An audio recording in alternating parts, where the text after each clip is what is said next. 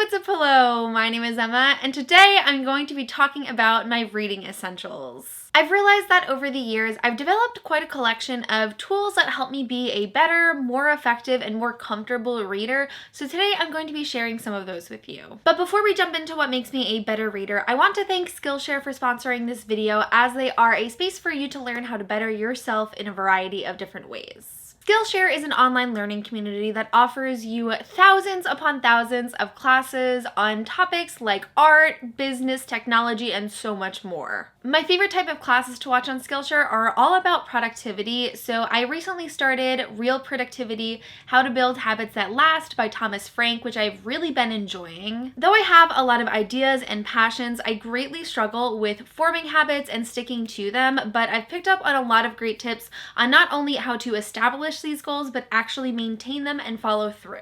Skillshare makes a wealth of knowledge more accessible and affordable, with their yearly subscription topping out at less than $10 per month. So if you are interested in trying it out for yourself, the first 500 people who join using the link in the description will get a 2-month free trial of Skillshare. You get a free opportunity to learn something new or better your skills, so I really think it's worth trying out. So my first reading essential is a bookmark. I have never really been a fan of dog-earing pages or using Post-its or random scraps of paper and receipts to mark my pages. I've always preferred a nice traditional bookmark. I also sometimes like to match my bookmark to the book that I'm currently reading, as I have so many, because I just think it's extra aesthetically pleasing. I own a ridiculous number of bookmarks and keep them all organized in this accordion file, which is just like bursting at the seams. Just because I love organization, I typically like to keep them sorted by either the type of bookmark they are or where I got them from. So for example, bookmarks that have been purchased from a store, bookmarks that are branded from a specific bookstore, bookmarks from book signings, bookmarks from subscription services, bookmarks that were gifts, and magnetic bookmarks. I technically can survive as a reader without a bookmark. I don't have a problem using other methods to maintain track of my pages, but bookmarks are just like such a classic representation of being a reader, and they're also very convenient. The next reading essential I use most is a book cozy. Book cozies, or book sleeves, are essentially little pockets or covers that help protect your books during travel. I have gotten my current collection of book cozies from a variety of different companies, subscription services, or publishers, but even though I have more than enough and I only use one at a time, I literally want more just because I think they're so fun and wonderful. I wouldn't say I'm necessarily rough with my books, but I definitely don't fear putting them in situations where they might get bent or dented or scratched or ripped or crushed or torn or stained. Ugh, maybe I am a little rough with my books. I'm making it sound worse than it is, but I truly have noticed a distinct difference in the quality of my books as I read them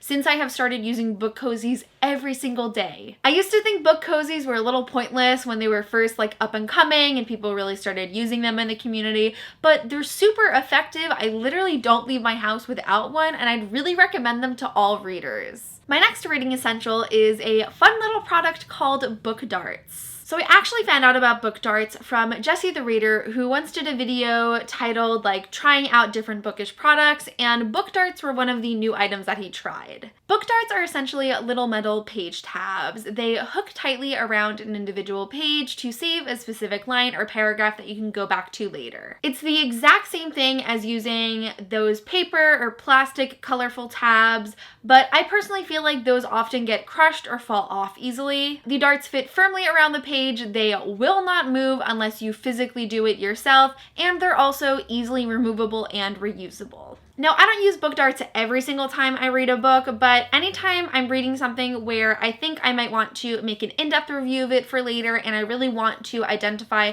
specific details that I can go back to and easily find, I'm always carrying book darts around with me. My next reading essential is music. I know some people need complete silence and isolation in order to read, and I consider myself to be very lucky that that is not my particular case. I can read in almost any situation, in public, on a train, in a car, if people are having a conversation around me, it doesn't matter. I do have an entire video dedicated to talking about all of the different types of music and specific artists that I like to listen to while I'm reading, so I'll link that video below if you want to check it out. It's one of my absolute favorites. But if you want to actually hear the music I like to listen to, I will link my Spotify reading music playlist below it as well. And I, of course, would not be the dedicated Lil Peep fangirl that I am if I didn't have a specific playlist of just Lil Peep music that is for reading or studying. I just find that music really centers me while I'm reading. I feel like it gives my brain the exact amount of stimulation that it needs to focus on the story that I'm reading instead of my surroundings or getting distracted by my own thoughts. My next reading essential may seem a bit odd or even counterproductive, but it's actually my phone. So one of the main ways I listen to music while reading is of course through my phone, but I also use my notes section a lot.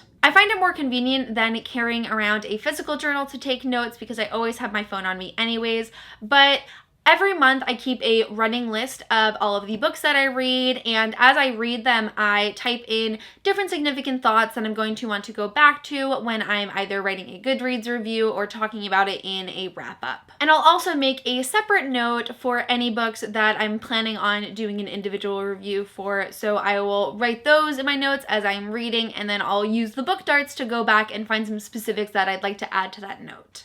Another use for my phone while I'm reading is not just taking Instagram stories of my current read with my food or my location, which I do enjoy doing, but I also kind of use it as a book weight. Book weights are things that you can buy to hold down your book if it's lying open flat so that the pages don't turn over if you aren't physically holding it open. Because eating or drinking is something I do like 70% of the time while I'm reading, my book is very often lying flat open on a table so that I have use of my hands. So instead of buying a book weight to hold it down, I just sort of put my phone in the middle of my book and move it around the pages so that I can read. It's not a flawless system. I mean, y'all know about them stiff paperbacks that will not stay open for anything. But again, it's convenient because I always have it on me and it does work pretty well for what I need. And the last main use of my phone for reading is actually to do some audiobook listening.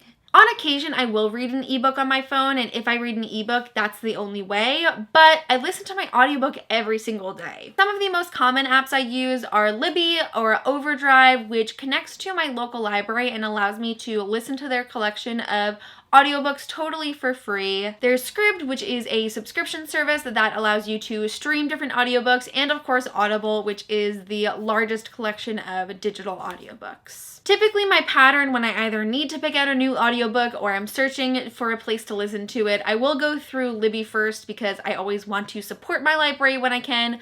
Then I'll check Scribd, and my last resort is Audible because I know they pretty much have everything. I also sometimes use these apps, Book Player and MP3 Audiobook Player, if I have an audiobook file that I need some place to play it through, but those aren't places where you can like access new audiobooks. And I also use Volumes, which is an app specifically for Penguin Random House audiobooks. So while there are definitely benefits to fully unplugging from the world while reading, my phone has proven to be a really useful tool in helping me get more accomplished as a reader. On a related note, my next two reading essentials are also two things that help me listen to audiobooks, and those are my AirPods and my Bluetooth speaker. Okay, honestly, I did not see the hype for AirPods or even just like Bluetooth earbuds in general when they first came out, but now that I have them, they've truly changed my life and I literally have no clue how I would ever go back. I am a huge multitasker when I'm listening to audiobooks. I don't like to just sit and listen. I don't like to listen while reading along to the same book. I'm always walking or cleaning or getting ready for the day, so being able to listen hands-free is a really big perk for me. Typically, if I'm home, I'll just listen to my phone speaker, but if I'm out in public, or especially if I'm like doing mindless tasks at work where I have the ability to listen, they're a total lifesaver. And as for my Bluetooth speaker, I also mostly use that for listening to audiobooks in the shower because it's actually waterproof. If you're in the market for a Bluetooth speaker, I really like mine, and I get so much audiobook listening done when I do it in the shower, so I'll link that below if you're interested. My next reading essentials are some favorites of mine, and that is tea